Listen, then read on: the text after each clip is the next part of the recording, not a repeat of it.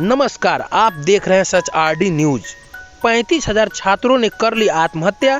संसद में राजीव शुक्ला ने उठाया गंभीर मुद्दा। देखिए इस पूरी रिपोर्ट। सदन में बोलने के लिए खड़ा हुआ हूँ।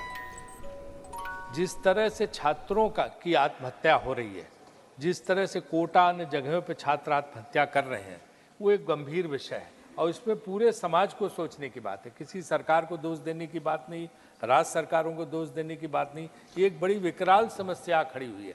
35,000 छात्रों ने सुसाइड कर लिया क्योंकि कोई फेल हो गया, अगर किसी एग्जाम में कोई अगर जो है उस तरह से मार्क्स नहीं ला पा रहा है, तो ये एक बड़ा गंभीर विषय है और मैं इस पर चाहूँगा कि पूरे समाज को इस तरफ ध्यान दें।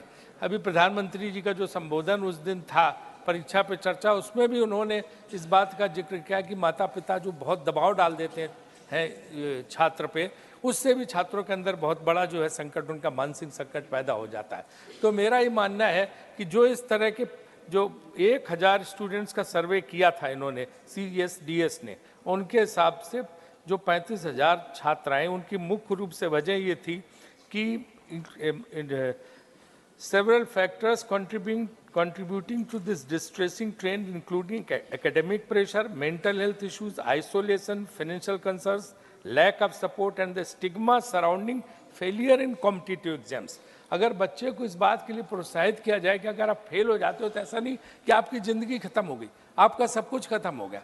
तो इस तरह के जो कोचिंग सेंटर हैं या एजुकेशनल सेंटर हैं, उनको मोटिवेट करने के लिए भी लोग रखने चाहिए। वहाँ पे मेंटल हेल्थ मैनेजमेंट के सेंटर भी खोलने चाहिए जो उनको इस तरह की सहायता कर सके।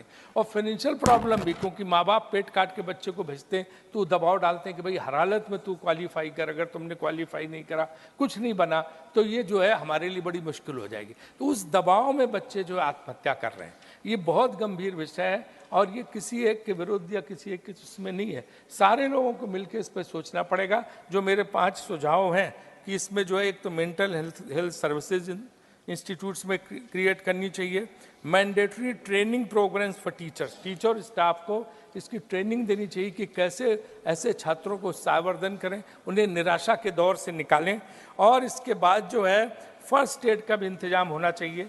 जो इस तरह के मेडिकल सेंटर जो ये हैं, ये एजुकेशनल इंस्टीट्यूशंस हैं, अवेयरनेस कैंपेन्स लॉन्च करने चाहिए गवर्नमेंट को भी और तमाम NGOs को भी।